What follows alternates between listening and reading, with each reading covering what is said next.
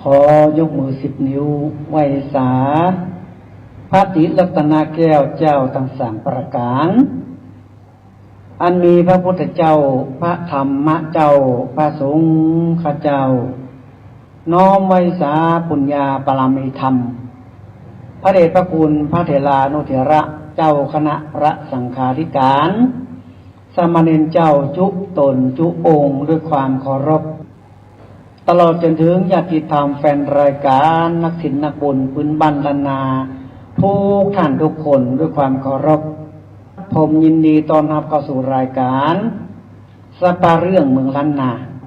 วันนี้ก็มาฟังพ่อน้อยพ่อหนานพ่อจันวัดมานั่งอูจาพ่อแม่พี่น้องท่านผู้ฟังที่ห้องส่งสถานีวิทยุระบบ FM นะครับขึ้น104นะครับ.50นะครับตั้งอยู่ที่วัดไฟหินทุกวันอาทิตย์พ่อจานพ่อหนานก็จะได้มาอูจาพ่อแม่พี่น้องท่านผู้ฟังทุกวันอาทิตย์ตั้งแต่10 โมงเมื่อเช้าถึง11 โมงก็มาฟังรายการสปะเรื่องเมืองล้านนาของพ่อจานพ่อหนานไกรสอนมีญาติธรรมแฟนรายการนักหนาป้านติดตามตามตัวก็มาฟังกันม่วนๆเรื่องเหตุการณ์ของหมอเก่าเรื่องพญาภูมิปัญญาเรื่องกระท่องคาถาอันใดที่ยังบ่ฮู้จักก็มาฟังกันของพื้นบ้านล้านนาของเฮาเนี่ยของในโลกาเนี่ยมันมีนักมีหลายมันมีเยอะมากๆเลยเฮาจะไปเรียนรู้อย่างหมดก็ถึงมาได้เพราะว่ามันมีเป็นร้อยอันปันอย่างเป็นหมื่นอย่างแสนอย่างวันนี้เหมือนกันวันนี้พ่อหนานจะมาอู้เรื่องที่บ่เคยอู้สักเรื่องหนึ่งมาคือพ่อแม่พี่น้องท่านผู้ฟังได้ยินได้ฟังกันเรื่องที่บ่เคยได้ยินนะวันนี้พ่อหนานก็จะมาอู้เป็นครั้งแรกที่เนาะวันนี้อู้เป็นครั้งแรกเรื่องของที่พื้นบ้านล้านนาของเฮาบางท่านบางคนยังบ่รู้จักแต่มันเป็นของดีพ่อแม่พี่น้องท่านผู้ฟังของดีมากๆเลยในครั้งสมัยพุทธกาลเนี่ยเปิ้นถือว่าเป็นของดีมากๆสุดยอดเลยเดี๋ยวจะอู้ฟังเนอะรายการสปาเรื่องเมืองล้านนาของพ่อจารย์พ่อหนานไกรสอนทุกวันอาทิตย์เนอะก็มาฟังกันที่เดียวสถานีอื่นมาจัดรายการที่ขึ้น104.50นะครับตั้งอยู่ที่วัดไฟหินสถานีเดียวเวลาเดียวคือวันอาทิตย์ตั้งแต่10 โมงถึง11 โมงก็มาฟังกันเนอะบรรดาพ่อแม่พี่น้องท่านผู้ฟังญาติธรรมแฟนรายการที่ได้ติดตามลำตัวนะครับพ่อหนานพ่อจันในเรื่องราวที่กองของบอกเก่าเรื่องจารีตที่ห้อยบ้านเฮาเมืองเฮาก็จะมาอู้คือพ่อแม่พี่น้องท่านผู้ฟังหลากเรื่องราวพ่อแม่พี่น้องที่เป็นปะเฒ่าบอกเป็นคนเฒ่าคนแก่เป็นคนสมองเคิมนี่นะคนที่มีอายุ50-60ขึ้นไปเนี่ยเพิ่นจะโหเพิ่นก็โทรมาถามว่าเมื่อก่อนนี้เพิ่นเนี่ยอย่างจะรอปัญหานี่มาเดียวเขามาแยะกันเลยอันนี้เรื่องของคนเมื่อก่อนเนาะลูกหลานตานเต้าเฮาที่เพิ่นจะสืบจะทอดมันก็มีอยู่นะลูกหลานตานเต้าปีที่ปุ๋ยที่ปู่ที่ลุงอย่างบอกว่าสูนี้เองเอ้ยนะพ่อเว้ยพ่อลุงพ่อหม่อนเพิ่นบอกว่ามาลาดมาขำมาเกินนะสู่ทำนั่นทำนี้เนอะอันนี้เป็นของคนบักเก่าโบราณนะแล้วพ่อหนานไปแล้วก็มีคนถามว่าเพิ่นเนี้ยแต่กายอย่างนั้นบางคนก็เพิ่นว่าแต่ล้อเมื่อก่อนเคยพ่อเฮาปุ้ยเฮาทอดเฮาเคยทำอย่างนั้นดูอีหรอกพ่อหนานก็อธิบายความให้เพิ่นฟังว่าอันพ่อหนานว่าเป็นละอ่อนนี่พ่อเฮาแม่เฮาอุ้ยเฮาลุงเฮาทวดเฮาพ่อหนานเนาะเพิ่นเนี่ยเพิ่นทำกัน ก่อนจะนอนเนี่ยใส่อย่างที่พ่อหนานบอกเท้าที่แล้วผีผู้ดำเนี่ยดำผีหม้อเข้าดับไฟนะ เวลาเพิ่นจะเนาะเมื่อก่อนนี้มันมีเพิ่นตั้งไฟคนเศร้าเนาะคนเศร้า3 แก่นคนเศร้าเนาะอ่อนคุณประเดี๋ยวคงจะบอกคงจักคนเศร้าเนาะเพิ่นจะปั้นเอาขี้ดินเนี่ยมาปั้นขี้ดินเหนียวมาปั้นทำเป็นก้นเศร้าเป็นงอเป็นอย่างบะหินเนี่ยแล้วมันจะงอปลายให้น้อยแล้วเพิ่นจะเอาฝังที่เตาไฟนั่นจะเป็นดินเนาะแต่ไฟดินเพิ่นจะเอาฝังไว้แล้วก็เพิ่นก็จะตั้งไฟเมื่อค่ำเมื่อคืนมาเนี่ยเวลาเพิ่นจะรับจะนอนในคนเมื่อก่อนนี้เพิ่นใส่เข้าผีผู้ดำเนี่ยดำผีหม้อเข้าดับไฟ เพิ่นจะเอาข้าว3 กำส่งกวนเศร้า3 ก้อนหรือว่าใส่ที่หม้อนึงเนี่ยน้อยนึงหม้อนึงหม้อแกงเนาะเพิ่นจะเอาข้าวใส่ผีผู้ดำเนี่ยดำอันนี้คนโบราณเป็นเนี่ยเพิ่นทำนะเพิ่นรักษาปอกไว้เมื่อก่อนนี้มันเป็นที่บัดเจริญเนาะงัวควายจังมาเนี่ยเปิ้นมาไปในบ้านในจองเปิ้นก็ห้ามผีผู้ดำเนี่ยดำผีมอเข้าต่อไฟนี่นี่เนอะผีผู้ดำเนี่ยดำมอค่ำมอคืนจะไปฮือได้เจ็บได้ไหมได้ไข้ได้หนาวเนอะงัวควายก็ขอฮืออยู่สุขสบายไก่ในเล้าก็ขอฮือมันรับดีนอนดีบ่ฮือได้อันยังงูอันยังมากัดมากินมันเปิ้นห้ามล่ะลูกหลานตานเต้าบ้านหลังนี้กี่คนก็รักษาบอกไว้เนอะผีผู้ดำเนี่ยดำผีหม้อเข้าเตาไฟนี่น่ะ เปิ้นห้ามเปิ้นใส่เข้าผีผู้ดำเนี่ยดำยังประเดี๋ยวมันมีก้นเศร้าก็ใส่เตาโลเตาโลนี่มันจะมี3 จุด3 จุดที่มันอยู่ตรงบนเตาโลนั่นน่ะที่เพิ่นตั้งหม้อแกงนะเอายองให้ก็ได้เอาใส่3 จุดบางท่านบางคนบอกมีเตาโลมีเตาแก๊ส ก็เอายองเตาแก๊สก็ได้ผีหม้อเข้าเตาไฟพ่อแม่พี่น้องท่านผู้ฟังผีหม้อเข้าเตาไฟเนี่ยมันเป็นยังไงไก่ก็ห่อขอมาต้มฮะนะหมูห่อขอมาต้มเหมือนกับมันมีผีสางกำลังลงอยู่ฮะนะเป็นในอย่างซัดอย่างเพื่อนเอามาแกงมาต้มมันเหมือนกับปัจจ้านั่นอู้ง่ายๆเนาะเป็นผีหม้อเข้าเตาไฟเพื่อนว่านะผีผู้ดำเนี่ยดำอันนี้แหละพ่อแม่พี่น้องท่านผู้ฟังทั้งหลายคนสมัยเก่านี่เวลาเพื่อนกินข้าวแรงนี่นะเปิ้นกินไปแล้วข้าวมันเดือดเนาะข้าวมันจะวิตแรงนี่นะข้าวมันจะหมดพอดีเปิ้นบ่ฮื้อหมดหรอกเปิ้นบ่ฮื้อหมดภัยจะอิ่มแจ้งข้าวมันจะหมดได้นะเปิ้นจะเอาไว้ด้วยนึงมะหัวมือนี่เปิ้นจะเอาไว้กลางไหนั่นเปิ้นบอกว่าเป็นขวัญไหเข้าเปิ้นว่านะเปิ้นบ่ฮื้อมันหมดจากไหบ่ฮื้อหมดจะละเปิ้นจะลักบิดไปหน่อยถ้ากินอิ่มมันละเวลาเปิ้นโยกขายเข้ายกขันโตกไปไว้เนี่ยเปิ้นจะเอาเข้ามอกต้องหัวไม่มือเนี่ยเอาไปใส่กลางไหนั่นเปิ้นว่าควรไหเข้าเปิ้นบ่ฮื้อหมดเปิ้นบ่ฮื้อมันหมดไหตรงนี้น่ะเปิ้นจะต้องมีอยู่น้อยนึงอันนี้คนโบราณปัญญาเนาะต่างจากคนบัดนี้บัดเดียวเนาะเคาะกินจนหมดแล้วก็ล้างมือขวบไว้อย่างนี้เลยมันเหมือนกันคนสมัยเก่าก็คนสมัยบัดเดียวนะครับมันแตกต่างกันบางคนเปิ้นก็บ่ใครนับถือบางคนเปิ้นก็บ่ฮู้แต่ที่เปิ้นฮู้มันก็มีเปิ้นเลอะตั้งบ้านนอกคอกนาตั้งแม่วางตั้งดอยหล่อตั้งแม่แจ่มตั้งแม่นาจรพุ่นน่ะตั้งโง่หลายที่หลายต่างเมืองฝางเมืองเป้าที่เป็นคนเมืองเก่าๆแก่ๆนี่เพิ่นเข้าใจเพิ่นฮู้เรื่องราวเหล่านี้เพิ่นฮู้จักดีเป็นที่กองของบักเก่าคนสมัยเก่าคนสมัยโบราณอันนี้เพิ่นเนี่ยเพิ่นทำกันแต่เลยพ่อแม่พี่น้องท่านผู้ฟังเป็นจารีตที่น้อยเป็นอย่างที่เพิ่นทำกันแล้วคนสมัยโบราณเพิ่นก็อยู่สุขสบายบ่ได้เจ็บได้ไหม้ได้ไข้ได้หนาวลูกหลานต่างเต้าบริวารอย่างก็อยู่สุขสบายงูควายจังมาไปไก่หมูมาอย่างก็มั่งหมุนต้นเต้าหมดมาได้เจ็บได้ไข้ได้ไหม้ได้หนาวอย่างสิอย่างไก่ก็บ่เป็นเป็นหยังหมูก็บ่ได้ตายผอมตายย่องควายก็บ่ตายตายหยังสัตว์สิ่งอย่างดีหมดเพราะว่าเพิ่นมีสิ่งดีๆในบ้านในจองเปิ้นนะเวลาเปิ้นจะนอนเนี่ยเปิ้นจะไหว้พระไหว้เจ้าแล้วก็มาใส่ข้าวผีผู้ดำเนี่ยดำผีหม้อเข้าเตาไฟนี่นะครับวันนี้เดี๋ยวพ่อหนานจะอู้เรื่องราวอย่างสักอย่างคือพ่อแม่พี่น้องท่านผู้ฟังนะครับได้ยินได้พ่อหนานเนี่ยมาเคยอู้สักกรรมตัวเนอเรื่องนี้นะวันนี้จะมาอู้ฟังเนอพ่อแม่พี่น้องท่านผู้ฟังทั้งหลายจะเล่าเรื่องของอย่างพ่อหนานของดีดีกว่าของดีล้านนาของเฮานะของดีบางอย่างเนี่ยบางท่านบางคนยังหมงจักได้ยินเหมือนกันนะได้ยินพ่อหนานอู้ฟังแต่บ่ฮู้จักความหมายของนั้นของสิ่งนั้นบ่ฮู้จักนี่นะมาฟังกันเนอะจะเล่าเรื่องของอันนี้ดีกว่าจะเริ่มต้นที่มนต์ซุ้มป่วยแก่นี่ว่ามันมีอย่างพ้องนะ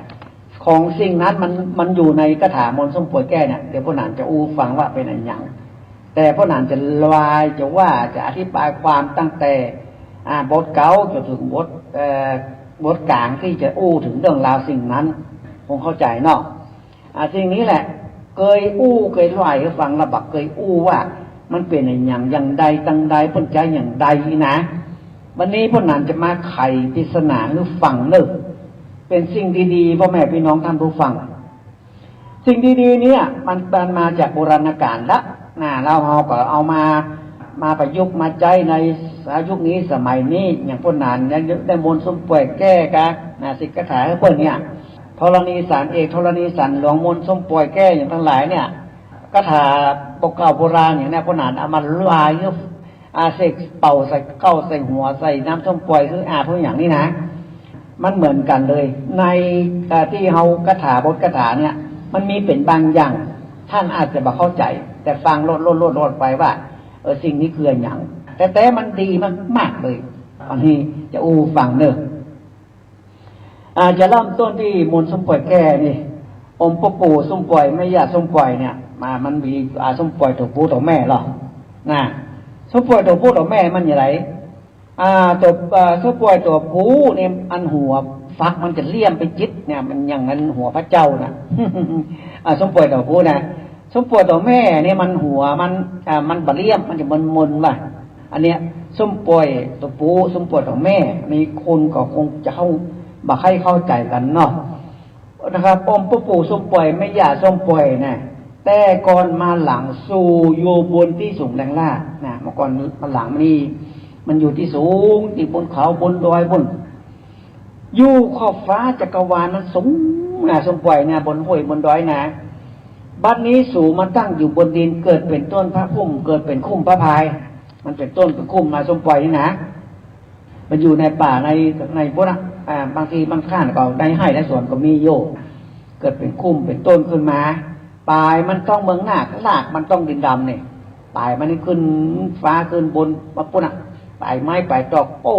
มันไปไก่บนจิ้วลิ่วมาเลยหากมันนี่ไปต้องดินดำปุ่นลงดังลุ่มหากไปต้องดินดำต้องดินแก่นตุ๊กยิงใจใหญ่นอนแล่นหามึงน่ะทุกคนที่เป็นสรรหาได้เป็นแล่นหาเสาะหาอีน่ะชมปล่อยนี่นะปัจเจธรรมดาเนื้อเพิ่นนำมาสักเก้าดำหัวนี่ได้ดั่งลาวแดนเก่าแก้ต่านแก้เนื้อไปเนื้อมันแก้มันปล่อยมันแก้มันปล่อยหมดอ่ะที่คาถามนต์ทรงปล่อยแก้นี่นะมันแก้มันปล่อยมันแก้แล้วก็ปล่อยหมดแก้เนื้อปล่อยเนื้อนี่นะได้ถูกดินดำแกะก้องต้องตี้หมักน้ำแก้เนื้อไปเนื้อนี่บางคนนี่ไปถูกดินดำแกะก้องต้องตี้หมักน้ำบางทีเปิ่นเขามีของโยนะมันถูกของโยเพิ่นก็ว่าได้ถูกดินดำแกะก้องต้องตี้หมักน้ำแก้เนื้อปล่อยเนื้อนะแก้หมดอ่ะได้ถูกนกจำเงินน่ะนกจำเงินนี่มันอย่างนกปนองยมเหรอนกแสกตรงอย่างมันมาจับเงินนี่นะนกเก๋าผีกะนะเนี่ยมันมาจับเงินเนี่ยนะได้ถูกนกจำเงินเนี่ยมันคืนมันจาแล้วเพิ่นก็เอาส้มปล่อยเนี่ยไปพักไปพรมได้ถูกนกจำเงินแก้เนื้อปล่อยเนื้อน่ะนกแสกกับนกเก๋ามันมาเกาะเงินนี่มันมาเป็นมงคลโลกได้ถูกเงือกน้ำยังวังแก้เนื้อไปเนื้อน่ะเงือกน้ำยังวังนี่ผีเงือกผีในน้ำนั่นน่ะผีน้ำผีหนองนั่นน่ะมันจังมีเวลาเฮาไปถูกใส่ผีน้ำผีหนองนี่มันต้องไปเลี้ยงนะเลี้ยงที่น้ำกลางที่เย็นท่าน้ำอย่างพวกนี้นะคนตะกอนพวกนี้มันทำกันต้านจังแปลงฝั่งไซอุ่นคนพุทธจังกันสมัยก่อนไอ้ตัวนั้นมันมาแค่ดีเนาะมันไปเล่นลูกเล่นเมียเป็นลักงัวลักควายเพิ่นกะมันเป็นคนบดีเนี่ยเพิ่งก็เลยทำฆ่าด้วยคาถาได้ด้วยมนตาต้านจังแปลงฝั่งไซอุ่นเนี่ยเพิ่นจะแปลงหุ่นที่เพิ่งแต่หุ่นขี้ดินดาดขี้ดินดำนี่เพิ่นมาปั้นหุ่นแล้วก็เพิ่นเอามาฝังคือคนนั้นเจ็ดคนนั้นเป็นนี่นะได้ทุกหุ่นจังไรนะหุ่นจังไรก็เหมือนกันที่ได้แปลงฝั่งไซอุ่นเนี่ยหุ่นจังไรนี่เพิ่นจะแปลงปั้นขี้ดินขึ้นมาแล้วก็เอาจื้อมันเข้ายัดในขี้ดินแล้วเพิ่นก็เอาไปอันนี้เพิ่นโดนของลักได้ทุกหุ่นจังไรแก้เนื้อปล่อยเนื้อได้ถูกไฟจังใหญ่นะแก้เนื้อปล่อยเนื้อไฟจังใหญ่นี่เวลาจ้างตายสมัยก่อนนี่นะเวลาจ้างตายเพื่อไปฝังที่ไหนเนี่ยถ้าคนแบบวูบเตียวไปที่การจ้างฝังนั่นนะไฟมันมีพ่อแม่พี่น้องท่านผู้ฟังไฟจังใหญ่นี่นะบอกว่าเป็นม้าหรือเป็นจ้างเนี่ยถ้ามันฝังที่ไหนแล้วเอาไปถุงมันนี่นะมันจะมีไฟจังใหญ่มันจะเกิดพุกเกิดปองเป็นบัดสบายนะอันนี้ ได้ถูกภัยจังใหญ่แก้เนื้อไปเนื้อนี่ได้กินข้าวไหหัวแก้เนื้อไปเนื้อนี่ข้าวไหหัวนี่ก็พอดีเวลาหนึ่งเข้าละมันอย่างมันเหลืองมันแดงเป็นตุกหมดอย่างนี้นะมันเกิดอาเพศเกิดขืดจาในพ่อแม่พี่น้องท่านผู้ฟังอยู่ๆเข้าหนึ่งเนี่ยมันแดงเป็นลึ่งนี่นะว่าเต้าคนสมัยก่อนนี่เพิ่นกลัวมากๆเลย ถ้านึ่งเข้าสุกเข้านึ่งนี่มันแดงเป็นลึ่งนี่นะแดงขึ้นมาเพิ่นจะไปหาพ่อหมอครูบาอาจารย์โลกไปตามกันเข้าไปแก้ขืดแก้จาแก้เครียดอย่างนี้นะครับกินข้าวแห่งหัวเนี่ยเข้ามันแดงขึ้นมามันเกิดอาถรรพ์ขึ้นมาเปิ้นก็แก้ในถูกโทษพญาตุกพญาก็เนือไปเนือโทษพญาก็คือท่านเจ้าพญาเปิ้นมาใส่ความยังมีไปรักงัวรักควายก็จริงแบบนี้ก็อันนี้เปิ้นมาใส่โทษใส่ความนี่นะได้ถูกย่างกายเปิ้นมาแปดย่างกายนี่คืออย่างมันจะเป็นพวก อย่างเปิ้นห้องอย่างน้ำมันพงน้ำมันพาอย่างเนี้ยย่างกายเปิ้นมาแปดนี่นะเขาเอามาลักมาแปดมาจุบมันติดมือเขาอย่างเปิ้นก็แก้ได้นะถูกย่างกายเปิ้นมาแปดได้ถูกยาแฝดเปิ้นมาตาเนี่ยเขาไปเวลาเขามาจุบมันยำมันติดตัวเขาอย่างเขาเอาเสน่ห์ยาแฝดอย่างมาติดตัวเขาเนี่ยทำให้เขาเมาเขาหลงเขาอีนะ ได้ถูกม้วนกันหน้ายากันกายเนี่ยอันนี้เป็นหนาที่พ่อหนานจะโอ้วันเนี้ยคือม้วนกันหน้ายากันกายเนี่ยแก้เนื้อไปเนื้อหน้าวันนี้จะอู้ฟังว่าม้วนกันหน้ายากันกายนี่มันคือหยังวันนี้จะมาไขปริศนาฟังเนื้อพ่อแม่พี่น้องท่านผู้ฟังม้วนกันหน้ายากันกายอันนี้แหละที่พ่อหนานจะโอ้วันนี้คนทางกรุงเทพคนทางไอ้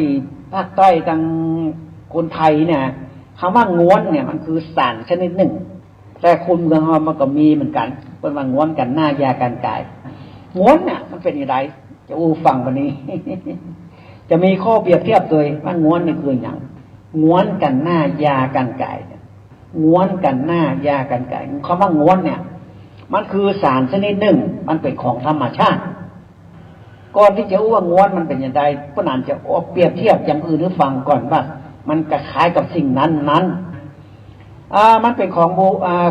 ธรรมชาติพ่อแม่พี่น้องท่านผู้ฟังเปรียบเทียบเป็นของอย่างอื่นก็เนาะ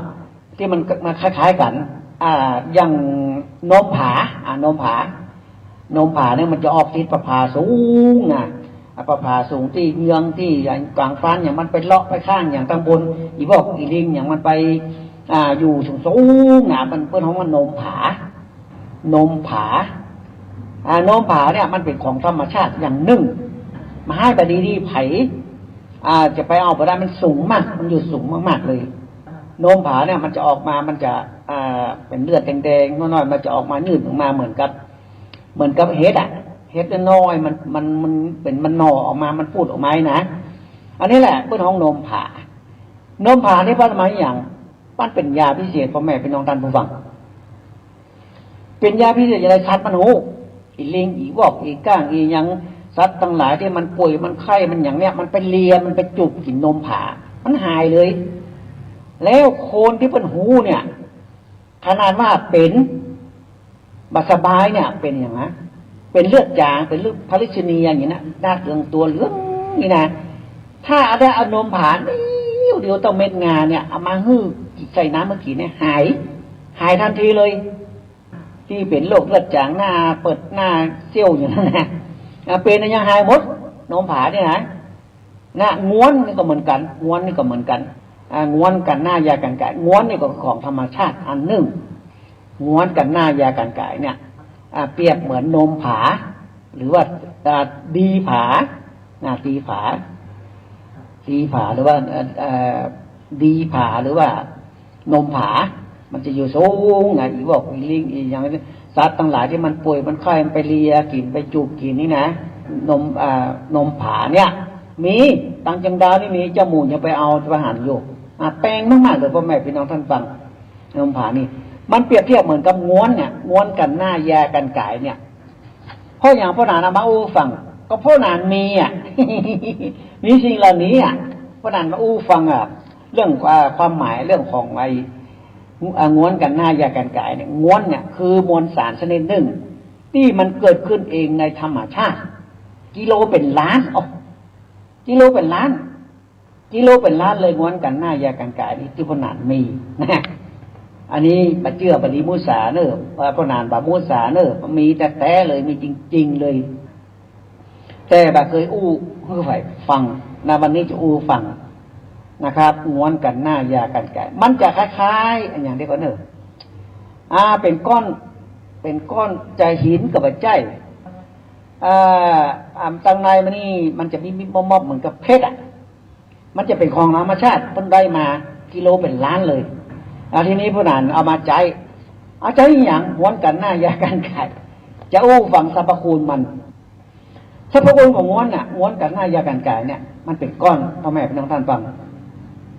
ครูบาอาจารย์ที่พ่อจ๋ามาของเฮาเนี่ยพ่อต้องทดสอบอย่างแรงเลยคือฟังเนอะบอกใช่ว่าบอกใช่ว่าเอามาฮื้อปนานแล้วครูบาอาจารย์ที่เพิ่นมีฤทธิ์ติจะมีบารมีเพิ่นเอามาฮื้อปนานแล้วเพิ่นบอกไว้เลยว่าห้ามเอาไปฮื้อคนอื่นฮื้อปนานใจคนเดียวถ้าไผเจ็บเป็นเย็นอุ่นอย่างตั้งใดบอกว่าจะอยู่ตั้งประเทศอยู่โน่นอยู่นี่มาที่ปนานได้คนเดียวที่อื่นบ่มีนอกจากครูเก่าที่เพิ่นเอาฮื้อปนานนั้นมีง้วนกันหน้ายากันกายเนี่ยเพิ่นทดสอบอย่างไรคนที่เพิ่นถึงเอาเพิ่นอธิษฐานจิตพ่อแม่พี่น้องท่านฟังครูบาอาจารย์เพื่ออธิษฐานจิตมันเป็นก้อนประมาณสักนกมะนาวย่อมๆเนี่ยเพิ่นเอาฮือปนานเนาะเพราะว่าปนานยาคนเพิ่นเอาฮือเพิ่นแรกเพิ่นอธิษฐานจิตก่อนเพิ่นเอาใส่กระเป๋าเสื้อฮืออธิษฐานจิตเรียบร้อยคนที่เพิ่นจะฮือเนี่ยเพิ่นทดสอบมากๆเลยจะอูฟังเนี่ยเพิ่นเอาใส่ถุงเสื้อปนานใส่ถุงกระเป๋าเสื้อแล้วเพิ่นเอาออกคืนแล้วครูบาอาจารย์ท่านนั้นเพิ่นบอกว่าฮือไปยกโต๊ะตัวเนี้ยที่ใหญ่กว้างเป็นบาเนี่ยยกขึ้นก่อยนะก่อน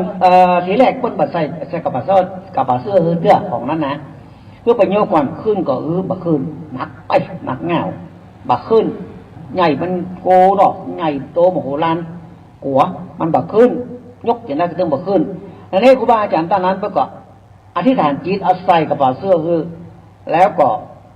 เอาออกคืนแล้วคือปนานไปยกแถมรอบหนึ่งยกโต๊ะใหญ่ขนาดเลยเป็นบาร์พุ่นนะหนาขนาดเลยเป็นโต๊ะไม้ยังหนาที่สุดเลยยกขึ้นว่ะอธิษฐานจิตแล้วยกขึ้น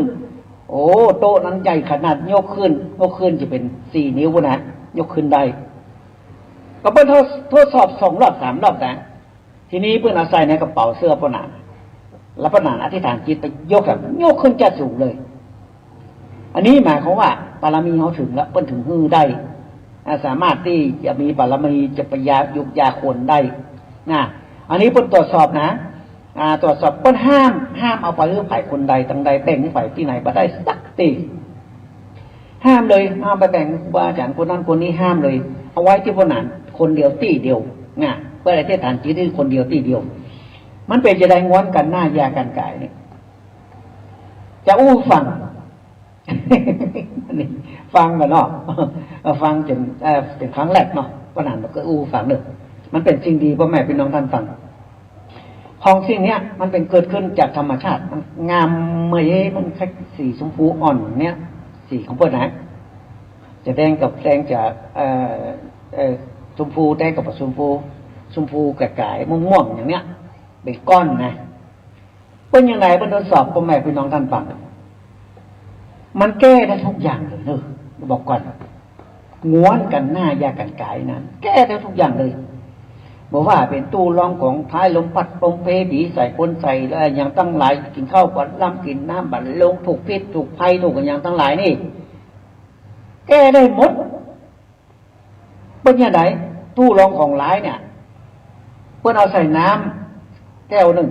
เพิ่นเอาใส่เก้าใส่หัวเสกเป่าแล้วก็ของดำมนต์ดำมันจะออกมาทันทีเลยจะออกมาทันทีจะหั่นในน้ำเลยอันนี้เป็นของธรรมชาติที่เพิ่นได้มานี่นะปัจจัยไผ่ทำปลุกเสกปรุงแต่งเนี่ยก็มาปัจจัยสักอย่างเป็นของธรรมชาติคือม้วนกันหน้ายากันกายขนาดว่ามีอะไรอย่างน้ำยาล้างห้องน้ำที่มันเป็นพิษเป็นภัยกินแล้วก็ตายนี่นะเอาสารเนี่ยม้วนกันหน้ายากันกายใส่เดียวเต่าเม็ดงาเนี่ยใส่เข้าไป น้ำมันกลายเป็นน้ำสะอาดเลยน้ำยาพิษอย่างที่อย่างเนี้ยยาฆ่าหญ้ายาเลนเนตโพลิดอนอย่างนี้นะเอามาเลยมาสักนิ้วมือนี่ใส่แก้วมาแล้วก็เอานี้เขาใส่งวนกันหน้าแยกกันกายใส่นิ้วเดียวมันจะกลายเป็นน้ำสะอาดทันทีเลยมันจะแก้พิษแก้ภัยพ่อแม่พี่น้องท่านผู้ฟังมันแก้มันได้108,900เป็นตู้รองของร้ายเป็นชายต้นของโดนผีใส่คนใส่ลมพัดลมเพเป็นจอกๆได้เป็นเข้าบัลลัมกินน้ำมันลงแก้ได้เลยพ่อแม่พี่น้องท่านผู้ฟังม้วนกันหน้ายากันกายจะมาที่ฐานจิตก็ได้เพราะมันเป็นของโบราณของบักเก่าโบราณที่ครูบาอาจารย์ให้มานะครับอันนี้เป็นของดีแท้ๆเลยนะครับตาก็ได้เลยเป็นปิดเป็นภัยอย่างกันคนจะกินยาตายคนกำลังกินยาตายจะดิ้นตายนะเอาไปถอกสปากโอ้ยคืนมาเลยยาพิษนั้นจางไปเลยในตัวนะเป็นปิดเป็นภัยอยู่ในตัวนะถูกตู้รองของไร้ผีใส่คนใส่ลมพัดลมเพลอย่างทั้งหลายเนี่ยมันหมดพ่อแม่พี่น้องท่านผู้ฟังอันนี้มาเชื่อไปได้ลบหลู่เนอะใครหูหน้าตามเป็นอย่างไรไปฝ่อในอินเทอร์เน็ตเฟซบุ๊กของพ่อหนานั่นเขียนคือลูกหลานเขียนไปว่าไกรสอนนาคาเนี่ยจะหันโฮกพ่อหนาถ่ายไว้ในเฟซของพ่อหนาไปดูเลยไปดูมันสีชมพูม่วงๆสิอย่างเนี้ยพ่อหนาถ่ายก็ดูอันเนี้ยของดีแท้ๆเลยพ่อแม่พี่น้องท่านฟังเขามาใช้อวดอุตริมนุษยธรรมอย่างแบบฟังมาได้ว่าของดีมันมีแต่มันมีจริงมันมีอยู่ครูบาอาจารย์ตั้งเจ้าเปิ้นฮื้อมาคนบ่มีบารมีมามีทางจะได้อยู่ๆจะมาเอามาขอเนี่ยมันมีทางถ้าเปิ้นจะฮื้อเปิ้นตึงฮื้อเขาไม่ได้ไปถามมาขอก็มันต้องขอเปิ้นฮื้อเลยเขาไม่ต้องไปขออันนี้คือบารมีถึงพ่อแม่พี่น้องท่านผู้ฟังบารมีมันถึงเปิ้นถึงมือเฮาแล้วเฮาก็เอามายุกมายาคนถูกของมาถูกของดำมนต์ดำเนี่ยเปิ้นมนต์กระถาแล้วเปิ้นจะใส่นิ้วใส่เก้าใส่หัวหายทันทีพ่อแม่พี่น้องท่านฟังพี่ใส่คนใส่ลมพัดลมเพเป็นตู้รองของร้ายเป็นกินข้าวปลาล่ำกินน้ำมันลงคนหนีดีล่าอย่างนี้นะหายเลยพ่อแม่พี่น้องท่านฟังเป็นเปี้ยเป็นภัยในตัวถึงหายหมดเพราะมันเป็นของธรรมชาติแล้วก็ที่ราคาก็ง่ายราคาแบบมันสูงมากๆเลยขนาดประเมินราคาก็ได้ก็มันแก้ได้ทุกอย่างทุกคนอย่างเงี้ยง้วนกันหน้ายากันกายมันอยู่ในมูลสมป่วยแก้มูลสมป่วยแก้ง้วนกันหน้ายาการกายแก้เนื้อปล่อยเนื้อได้ถูกปีตามวยตาเหลืองแก้เนื้อปล่อยเนื้อได้ถูกปีเดียวเมืองไต่ต้านข้าแก้เนื้อปล่อยเนื้อได้ถูกปีปัจจ้าต้านข้าตายกลางตางแก้เนื้อปล่อยเนื้อได้แล่นข้ามเจือกป่อร้อยงูสวัสดเจือกป่อร้อยงูสวัสดนี่มันเปิ้นทำเป็นวงบาทนักวงบาทเวลาไผ่ข้ามไปอย่างนี้จะโดนของเลยเวลาเขาไปลักงัวลักควายเปิ้นจะแป่งไว้ในขอกงัวขอกควายข้างงอกอ้วงขอกควายคนได้ไปขโมยขโจรไปข้ามเชือกป่อแล้วงูสวัสดเนี่ยคนได้ทำดักวงไว้คนได้มาข้ามไปขโมยขโจรนี่มีอันเปลี่ยนไปเลยได้ข้ามจากป่อแล้วงูสวัสดแก้เนื้อปล่อยเนื้อได้ถูกข้อ13ความเศร้า5แก้เนื้อปล่อยเลยของอันร้ายทั้งแขวดนี่ไก่แก้เนื้อปล่อยเนื้อของอันนี้ก็เป็นตุลองของร้ายนะเนาะได้ถูกต้องไอ้ฝั่งระหุนอยู่สละแก้เนื้อปล่อยเนื้อจะถูกต้องคำเหลืองแก้เนื้อปล่อยเนื้อเนี่ยอันนี้มันเป็นคาถามนต์สมปล่อยแก้พ่อแม่เป็นน้องท่านผู้ฟังมันมีที่ว่าง้วนกันหน้ายากันกายง้วนตัวเนี้ยอธิบายความเมื่อพ่อแม่พี่น้องท่านผู้ฟังได้ฟังกันเนอะว่าสิ่งของดีเขามีเขาต้องบอกกันเขาบอกแล้วใครจะไปหูเนาะแล้วเขาก็บอกว่าถูกต้องมาอันนี้บัดตองฟังเฉยๆก็ได้ฟังเป็นคำหูก็ได้ไม่ใช่ว่าฟังขนาดตัวมาจะมาบัดต้องก็ได้ฟังเป็นคำหูแต่ของมันมีแน่นอน 100%เข้าไปดูในเฟซของพ่อหนานไกรสอนนาคาเขียนพิมพ์เป็นตัวไทยไกรสอนนาคาแล้วเข้าไปดูรูปภาพเลยพ่อหนานถ่ายไว้ตรงนั้นเลยงามอันเป็นก้อนงมล้อมหมอพ่อหนานมาเนาะพ่อหนานมาไปไหนแล้วเอามาช่วยคนเอามายาคนพ่อแม่พี่น้องท่านฟังคนไหนที่มันเจ็บมันเป็นมาสบายเป็นผีใส่คนใส่ลมพัดลมเพเป็นตู้รองของร้ายเป็น อย่างทั้งหลายนี่มันหายหมดเป็นพิษเป็นภัยในตัวนะผู้นานทำเพื่อคนทั้งหลายนะทำเพื่อคนทั้งหลายก็ได้อยู่สุขสบาย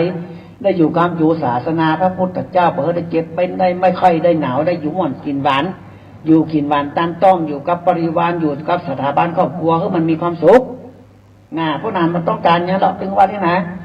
ขอได้ช่วยคนนี่มีความสุขแล้วพ่อแม่พี่น้องนั่นฟังเปิ้นบัดสบายมาเฮาไปช่วยเปิ้นหายนะโอ้มันม่วนโลก นะครับมันม่วนเวลาเราช่วยเปิ้นเนี่ยเขามีของดีเขาต้องช่วยนะเฮามาโปรดคนช่วยคนเนี่ยโอ้เปิ้นมากันได้รู้ แต่ผู้นานมาได้เรียกร้องนะจะได้ก็ได้ขันกูขันบ้างไม่ใช่ว่าเอาตามตีมันไม่ใช่พ่อแม่พี่น้องท่านฟังถ้าไปปักปูนหุ่นไว้ต้องตามตีหน่อยมันเป็นการกล้าไปเหยียบไปใจช่วยคนนะคือเตือบางคนมาท่านเพิ่นมามีปัจจัยมียังไงไปเอาเลิศกระปูไปได้ยังไง ถ้าเพิ่นมีปัจจัยนะเพิ่นช่วยเฮาก็ดีเฮาก็ไปต่อยอดอย่างนั้นโน่นนี่อยู่เพิ่นมามีเนี่ยห้ามเลยนะครับเพราะว่าเขาช่วยก็คือช่วยบางท่านบางคนเพิ่นมามีจะไปห้องตามตีนะครับอันนี้คือการช่วยคนพ่อแม่พี่น้องท่านผู้ฟังเพิ่นว่าตกตะเปิ้นมันนี่ก็งอตกตะตัวมันนี่ก็ให้ตอนที่เฮาบ่เจ็บบ่เป็นนี่หันเปิ้นหันเป็นนั่นเป็นนี่ให้หัวใส่เปิ้นหรอกหูแล้วบ่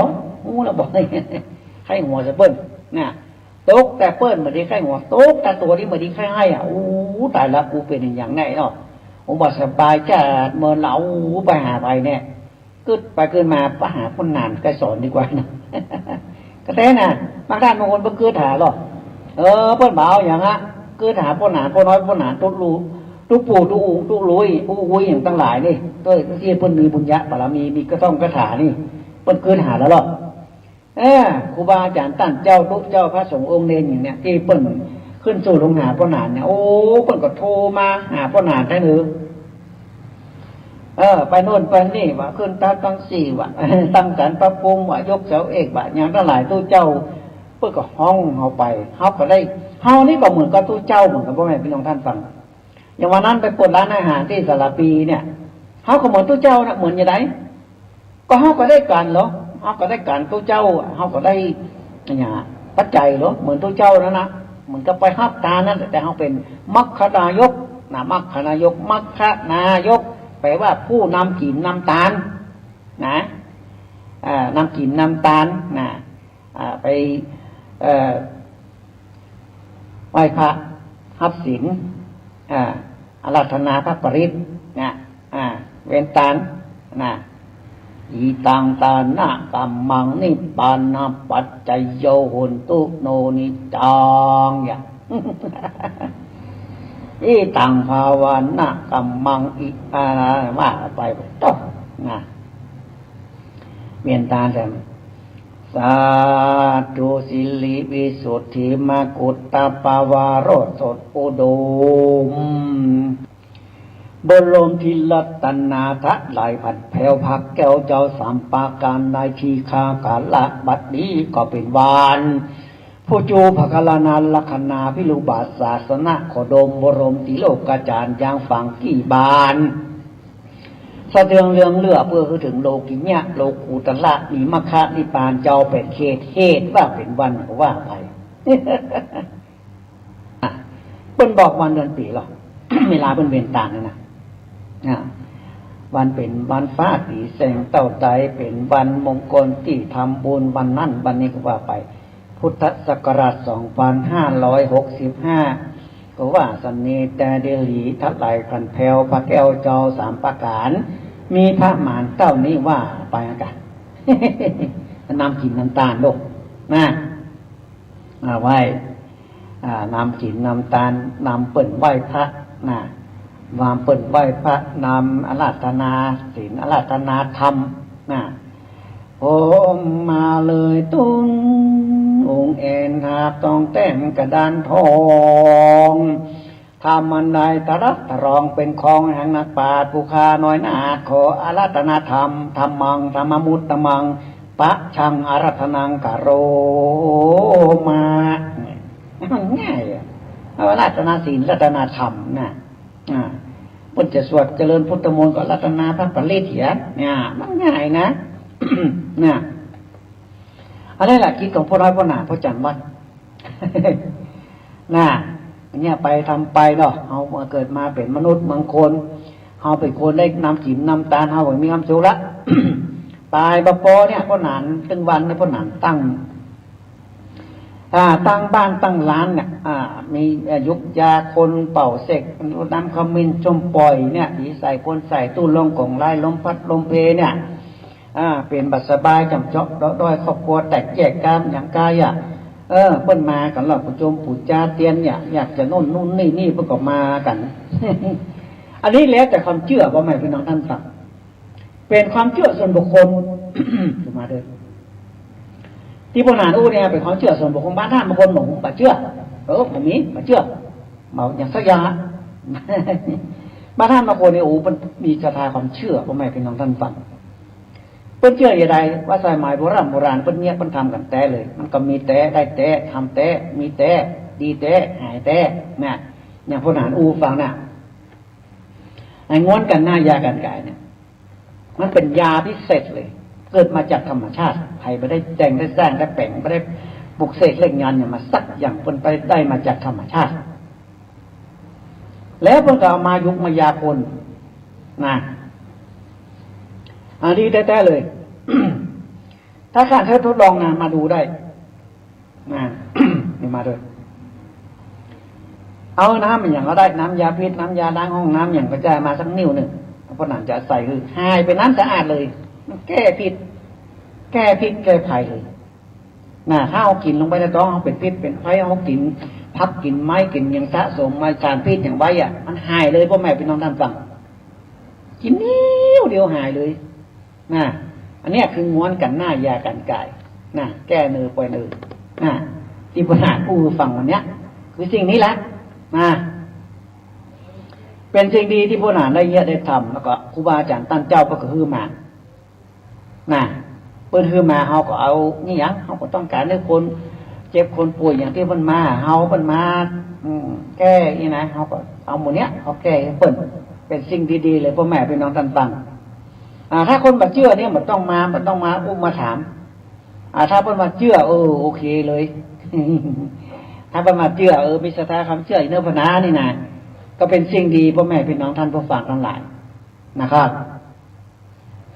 อันเนี้ยง้วนกันหน้ายากันกายเนี่ยคือเป็นยาพิเศษเลยนะครับเป็นยาพิเศษเป็นสารชนิดหนึ่งเกิดจากธรรมชาติเหมือนกับเปรียบเหมือนกับนมผานมผาหรือว่าดีผามันออกที่บะหินบะผาปุ้นนมผานี่นะ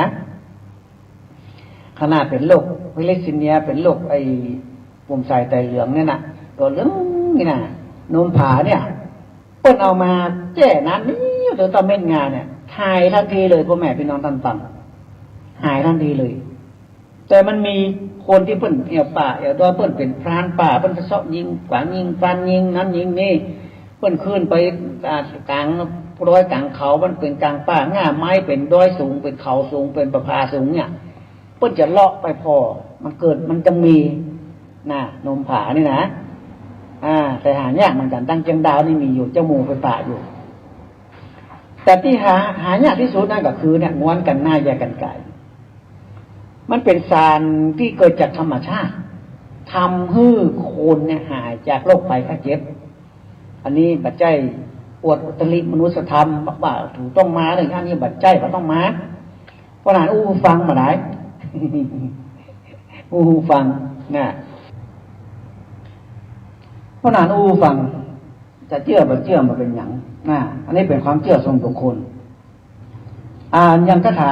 เอาคาถาโดยรอบ เหลือเวลาเยอะอยู่เรื่องคาถาของเมตตามหานิยมนี่พ่อแม่พี่น้องท่านผู้ฟังเพิ่นทำมาขายดิบขายดีนะบาจะกล้าจะขายอะไรอย่างพ่อนานหลานพ่อนานขายหวยเนี่ยถ้าว่าคาถาบนนี้นะเดี๋ยวมาซื้อละหวย50 ใบ100 ใบมันมาซื้อมาเหมาเลยนะอันนี้จะแต่จริงๆเลย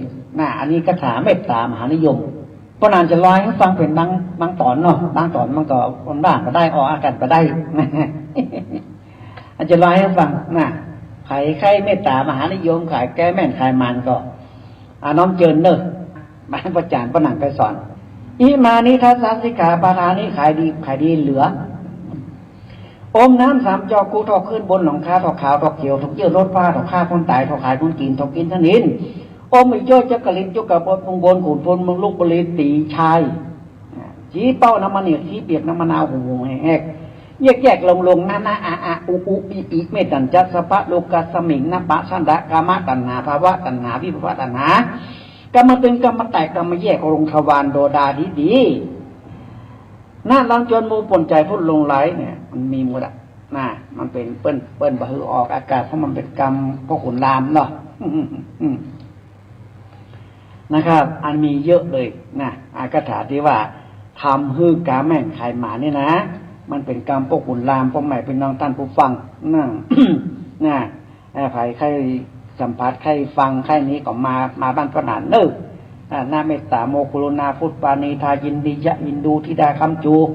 มันนาอุปถังพุทธังเครื่องผิดตำบังเครื่องใจสังข้างลงไหลตั้งใจรักผู้หญิงคนนี้สภาสิทธิพระวันตุเม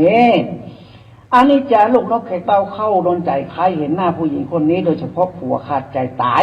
อันนี้มูลห้าผัวก็ไม่พี่น้องท่านฟัง ถ้าผัวบางห้าเขาให้นาก็ใจมูลอัน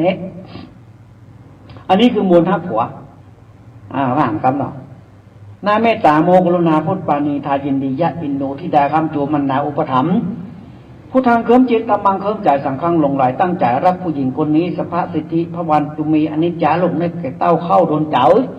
เข้าโดนใจใครเห็นหน้าผู้หญิงคนนี้โดยเฉพาะผัวขาดใจตายนะ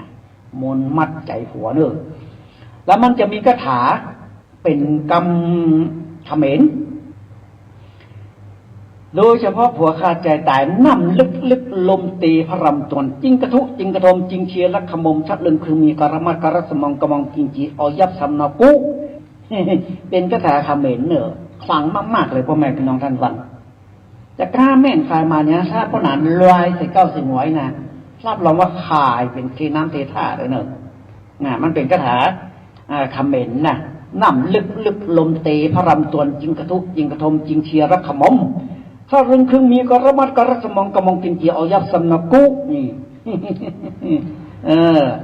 มันดีแต่เลย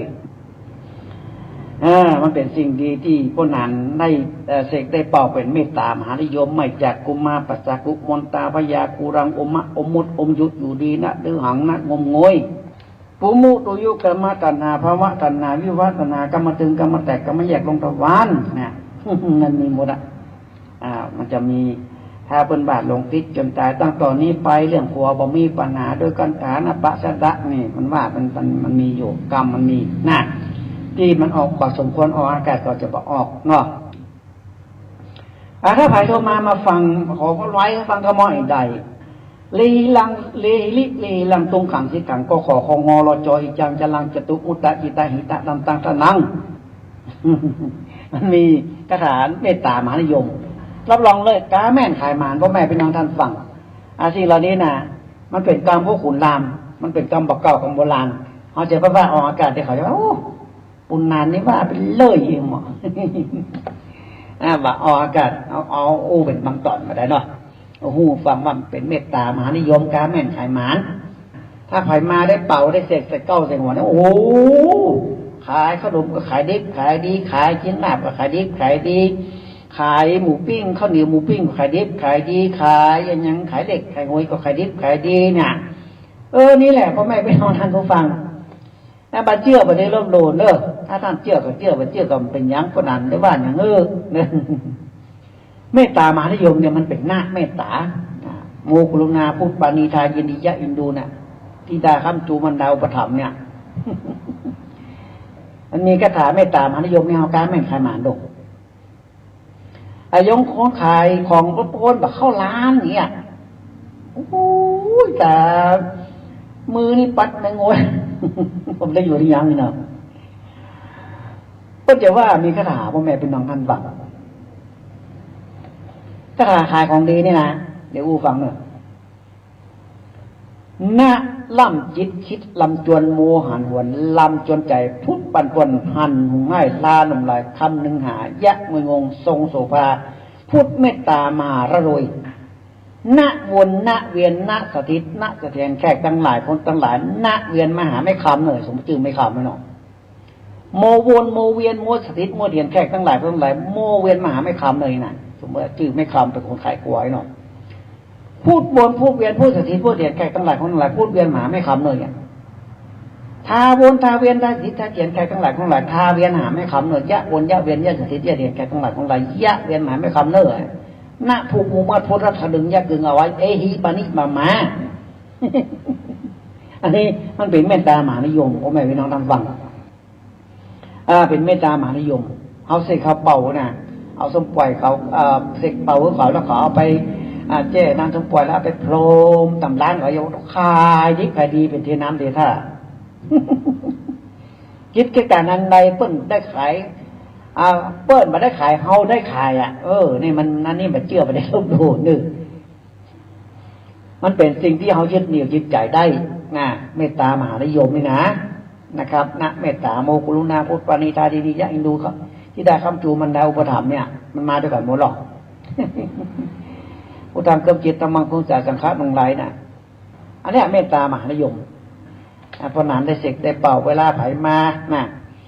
พระนานเอารายได้อย่างบัดดีขายนั่นก็บัดดีขายนี่ก็บัดดีก็มาพลิกหลายให้ไก่ดีเอาก็เอากระสาเมตตามหานิยมเนี่ยก็คือเปิ้นเสกเป่าเปิ้นไปหรอ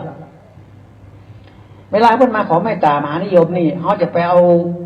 แค้วขาดไปให้เปิ้นมาได้นะอันใดคือนั้นเมตตามหานิยมนี่ห้ามมีแค้วขาดเข้ามาผลสมมติเพิ่นมาขอคือการแม่งขายมาเนี่ยเขาจะเอากระถาแค้วคาดนี่มาได้นะ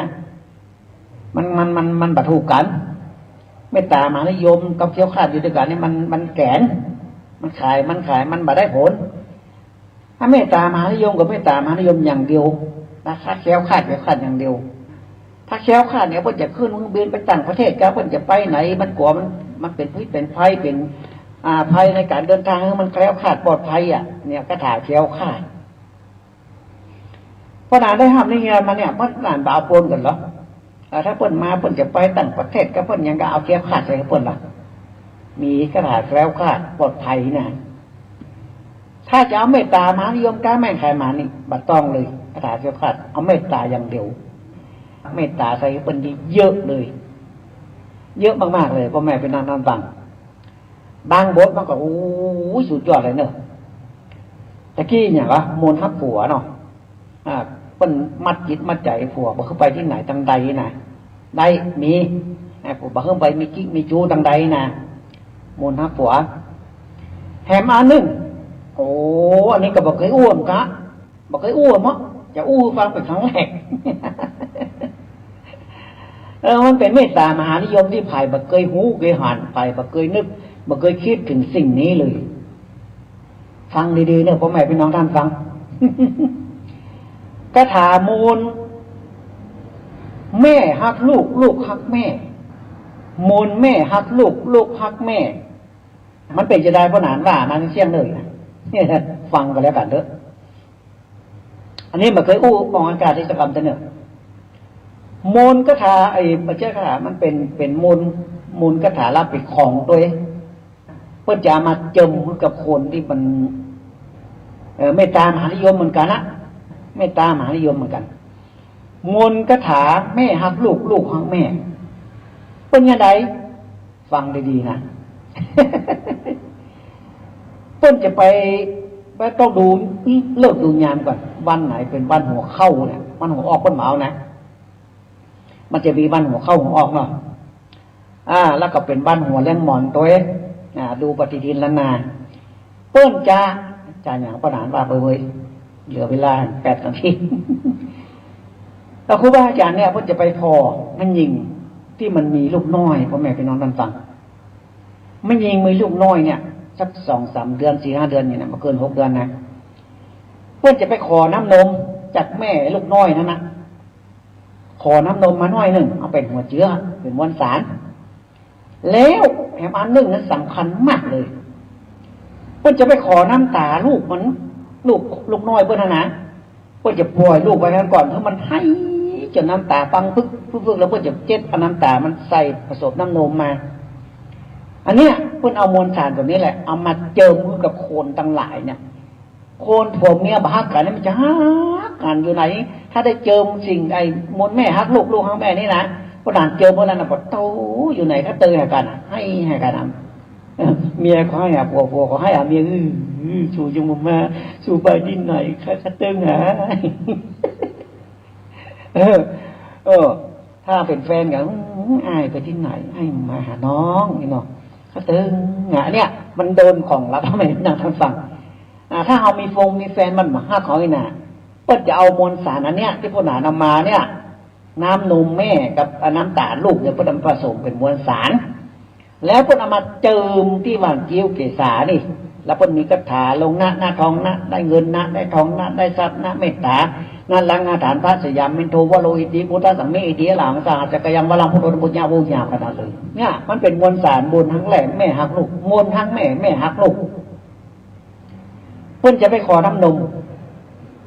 แม่ลุงน้อยน่ะแล้วเพิ่นก็ขอน้ำตาลูกมันตัวแล้วก็มันเอาลูกหัวสาวด้วยนะมันจะเป็นลูก3ลูก4ไปเอาน้ำนมเอาน้ำตาลูกมันมาใช่เอาคนที่เป็นลูกหัวสาวเกินหัวสาวลูกแรกลูกคนแรกเนี่ยเพิ่นจะไปขอน้ำนมมาน้อยนึงนะสักน้ำนิ้วก้อยเนาะสักขวดไปใส่นะต้องไปปู่เจ้านะมันจะไปขอเพิ่นมาได้นะแล้วก็คือแม่เพิ่นเนี่ยปล่อยลูกไว้ก่อนแล้วมันให้ไว้จนน้ำตาปังพึกแล้วเพิ่นจะเจ็บเอาน้ำตาแล้วก็แม่จะล่นเข้าไปอุ้มลูกไปหอบลูกก็มาให้แล้วนะโอ้ยแม่ได้อยู่ในอ้อมกอดของแม่มาให้แล้วอันนี้แหละมนแม่หักลูกของแม่เพื่อเอาน้ำตากับน้ำนมปนกันแล้วมาทำเป็นมวลสารมีบ้านปนานนี่ไผ่เขาเจิมกับมาเจิมหนึ่งผัวมาให้หักไม่หรอกเจิมโอ้เดี๋ยวมันก็คัดเติงไงแม่มันเฮ้ยหนักเมียมาให้หักเนาะเจิมเมียก็เติงไงไอ้เขาจะปิ้งมาได้ฮะนี่เนาะก็เติงไงกับผัวมันอ่ะดีให้ก็เติงหาผัวก็เติงหาแม่ก็เติงหาพ่อเขาให้สองหน้าผู้ด่านหลายคนแล้วนะเขาได้ทำสำเร็จเขามาให้สองหน้าได้เลยมันเกิดปาณีเกิดเมตตาเกิดไอ้เปิ้นห้องอย่างก็ปิติมันขึ้นมาให้เลยนะเป็นมวลสารมวลตาแม่ฮักลูกฮักแม่นะเพิ่นจะเอาน้ำนมแม่น้ำตาลูกมาผสมเป็นมวลสารนะเพิ่นจะเอามาเจิมว่างคิ้วว่างเกษาให้คนที่เพิ่นผัวเมียมาฮักกันกาเป็นแฟนมาฮักกันกาเพิ่นจะเจิมลงที่ว่างคิ้วเกษาโอ้ดีพ่อแม่พี่น้องท่านผู้ฟังดีมากๆเลยน่าเคยได้ยินที่ไหนพ่อที่ขนาดฟังเคยได้ยินไหนพ่อมนตาแม่ฮักลูกของแม่เนี่ยเพิ่นจะไปขอน้ำนมเขามาแล้วเพิ่นจะมาผสมมนต์สารอย่างอื่นแล้วขอน้ำตาลูกของเพิ่นด้วยเพิ่นจะต้องปล่อยลูกให้มันเมินแล้วก็คือน้ำตาปังพึกนะแล้วเพิ่นจะเจ็ดเอากระดาษทิชชู่เจ็ดเอาน้ำตาเอาจุ่มในน้ำนมนะเพิ่นมาแบบมวลสารใจได้ตลอดชีวิตเลยต่อไปเรื่อยๆเลยมันไม่บันหมดอันนี้ฟังนะไม่นะท่านฟังครูบาอาจารย์ท่านเจ้าหลายท่านหลายคนฟังแล้วอาจจะเอาไปใจก็ได้นะเนี่ยเขามีอีเตกาเนี่ยคนนี้เขาจะเฮียนเขาไม่นะก็ได้มาได้ลิขสิทธิ์เพราะอย่างบรรลุลิขสิทธิ์เพราะว่าใน ศาสนาพระพุทธเจ้าเรื่องของคาถาเวทมนต์อย่างต่างๆเพิ่นมาลิขสิทธิ์ไผก็มีอันใดไผก็เอาไปนะแต่ต้องมาบอกครูบาอาจารย์ท่านเจ้าก่อนผมจะเอานี่บทนี้ไปใจเลยนะก็บ่เป็นหยังเอาไปใจได้พอวันนี้ไล่เลย2-3 นาทีเนี่ยหลายอย่างหลายเพลงเนาะวันหน้าจะเอาอย่างดีๆมาฟังทำเลิกไผสนใจก็โทรไปครับบ่ได้บอกเบอร์โทรเดี๋ยวเปิ้นด่าหมอเอากระดานมาหรือยังจดเด้อคนเฒ่าคนแก่บางท่านบางคนก็ฟังเป็นครั้งแรกเนาะปู่นี้ยังไม่ได้บอกเบอร์โทรเนี่ยกูจะได้วันไหนน่ะ082 8 8 8 1 7 5 6ครับอันนี้คือโบราณจารย์พระนางไกรสอนหรือในนามของพ่อปู่ฤาษีไกรสอนนาคานะพ่อปู่ฤาษีไกรสอนนาคาหรือว่าพ่อปู่ฤาษีนารอดนะครับขันภูขันบาพระนางนะครับวันนี้เหลือเวลานาทีป่ายนะก็มาฟังกันเนอะพ่อแม่พี่น้องท่านฟังทั้งหลายทุกวันอาทิตย์ตั้งแต่10 โมงถึง11 โมงมาเจ้ามาตอนก่อนเที่ยงนี่นะมาฟังกันเนอะรายการสปาเรื่องเมืองล้านนามีอย่างดีๆให้พ่อแม่พี่น้องท่านผู้ฟังได้ยินได้ฟังกันเพราะนาละสิ่งดีๆทั้งนั้นหยิบยื่นกับคนทั้งหลายในพื้นบ้านล้านนาพ่อโอยแม่เฒ่าพ่อทวดพ่อหนุ่มอย่างทั้งหลายเนี่ยคนหนุ่มคนกล่ำทั้งหลายเนี่ยถ้าคนไหนฟังแล้วมีประโยชน์มากๆเลยสามารถที่จะเอาไปเนี่ยไปทำได้นะหรือว่าจะมาดูตัวอย่างต้นแบบบ้านพ่อหนังนี่นะที่การเกษตรเทศบาลข้างปัจจาหายานี่ที่มันขายต้นไม้ต้นดอกขายลูกหมาลูกแมวขายอย่างทั้งหลายเนี่ยกงหมากงแมวอาหารหมาอาหารแมวเนี่ยข้างเกษตรเทศบาลการเกษตรเทศบาลใกล้สี่แยกหายาที่ข้างปัจจาหายาเนี่ยบ้านพ่อหนังมีเนี่ยบ้านพ่อหนังติดธงชาติขึ้นใหญ่ๆติดหน้าบ้านเลยนะครับโทรไปหาก่อนก็ได้ครับพ่อหนังเดี๋ยวเขาไปหาเลยนะ